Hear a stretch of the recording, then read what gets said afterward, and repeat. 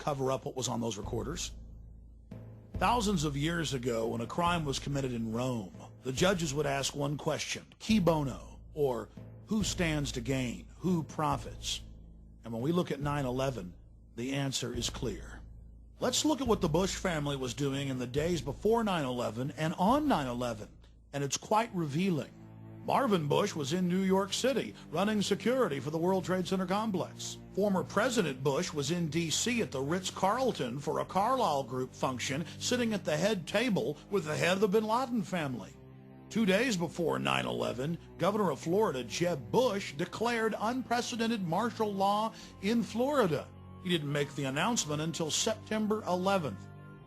Then we have the CIA-controlled head of Pakistani intelligence, General Ahmad Ahmed, arriving in Washington, D.C. on September 13th, just days after he wired, the New York Times admits, $100,000 to the supposed lead hijacker, Mohammed Atta. For the week he was here, preceding 9/11, he met with CIA Director George Tenet, the heads of the House and Senate Intelligence Committees, Porter Goss and Senator Graham. By the way, Porter Goss has now been made head of the CIA. On the morning of 9/11, he was actually having breakfast with Senator Bob Graham and Porter Goss. What is the money man behind Mohammed Atta doing meeting with all the intelligence heads? In the days after 9/11, the public was told that we were going to be able to catch whoever was behind September 11th because they had engaged in record put options against American and United Airlines. But when the money trail led back to CIA-controlled companies headed up by people like Buzzy Krongard, number 3 at the CIA, the story was dropped like a hot potato. But that doesn't stop Buzzy from still going public and defending people like Osama bin Laden. He's told the Times of London and many other publications that we should just leave Osama bin Laden alone. Let him go free, that we've got a problem if we want to capture him. Prominent people across the world have been exposing the 9/11 cover-up. Michael Meacher, the number 3 man in the Blair government, wrote a huge editorial for the London Guardian titled "The War on Terror is Bogus," and he pointed out that NORAD stood down on 9/11. He wrote about the Project for a New American Century, run by Jeb Bush and Dick Cheney, years before 9/11, saying that they needed a helpful terrorist attack to get the American people behind their war for empire. Meacher concluded his article by saying, if the U.S. government didn't engineer the attacks, they certainly knew about it. Andres von Bülow was German defense minister and German technology minister. I interviewed him on my syndicated radio program, and he said there's no way Al-Qaeda carried out these attacks. Only the military-industrial complex could pull it off. But here's one of the biggest pieces of evidence. You all heard them say that a paper passport fell out of one of the towers and was picked up by a police officer on the street.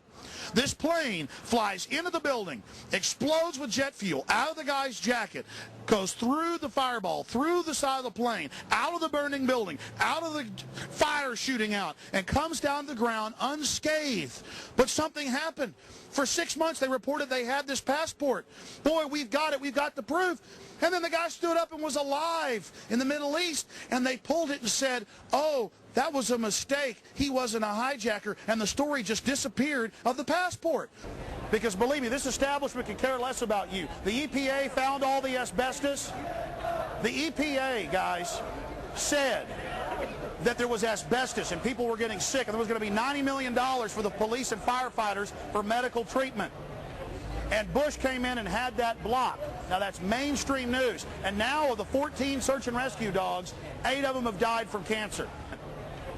In summation, it's important to note that we only covered a tiny portion of the facts and evidence that clearly shows that 9/11 was an inside job. Number one, the official story of 9/11 has been completely disproven. At every point, we've caught them lying, manufacturing evidence, or covering up evidence. From high-level government inside sources and publicly available facts, we now have a very clear picture of how 9/11 was carried out. Number one, we know that the men who were on board the aircraft, who were supposedly the hijackers, had their houses, cars, credit cards paid for by the U.S. government. They were, in truth, agents taking part in drills and nothing more. Supposed computer malfunctions at American and United ensured that all 4 planes only had 20% occupancy on board. On a day when flights on the East Coast were an average of 80% full. Once the decoys, known as hijackers, were on board the planes, a gas was released, knocking out the occupants of the aircraft. Then a small criminal group, in control of remote control systems patented for over 20 years, took control of the aircraft and flew them into the World Trade Centers and Pentagon. The CIA-controlled drills that morning confused NORAD for over an hour until it was almost too late for them to shoot down the hijacked planes. I said almost too late. When they did find out, Dick Cheney wouldn't let the planes fly over 350 miles an hour, so 3 of the aircraft were able to hit their targets. The 4th wasn't able to because our sources in the Pentagon have told us generals didn't follow their orders and had Flight 93 shot down. If it would have hit its target, the Capitol, the government would have been completely decapitated and the president could have declared total martial law. By the grace of God, everything didn't go as planned. And so now the globalists have spent the last 3.5 years trying to cover up the sloppy job they did on 9/11. They're counting on the public not being able to face the horror of what really took place so they can carry out another, even more devastating attack and finish the job they started, enslaving America and using the country as an engine to take over the planet. The only thing that can stop them now is the American people having the courage to face the truth about 9/11 and to expose it. If we don't, they're going to continue to use problem, reaction, solution. And it's going to be sad to watch the American people after the next attack going to the very killers that carried it out, begging them to protect them. And it's sad to see the deaths of these 2,800 plus people being used to sell a police state in America. You know, Bush says the terrorists attacked us, whoever the terrorists are, because they hate our freedom. Well, then why is the government, period, whether it's George Bush or John Kerry, trying to kill our freedoms? America isn't America if we don't have these God-given freedoms. That's why this country is loved. No, now we're being forged into a tool of global empire to be launched against sovereign, innocent nations that we know had nothing to do with 9/11. The Republicans are here and taking advantage of the 3,000 people that died right behind me for their own selfish politics, and it's very sad. I cried here for the first time today. I come here all the time. I've never cried here before. For some reason, I cried for the future because of the way they're exploiting these dead people. Because in your guts you know that the criminals are returning to the scene of the crime to gloat and to use the bloody sacrifice they committed. I couldn't have said it better myself. So now Bush is here in the Big Apple using the deaths as an attempt to get reelected.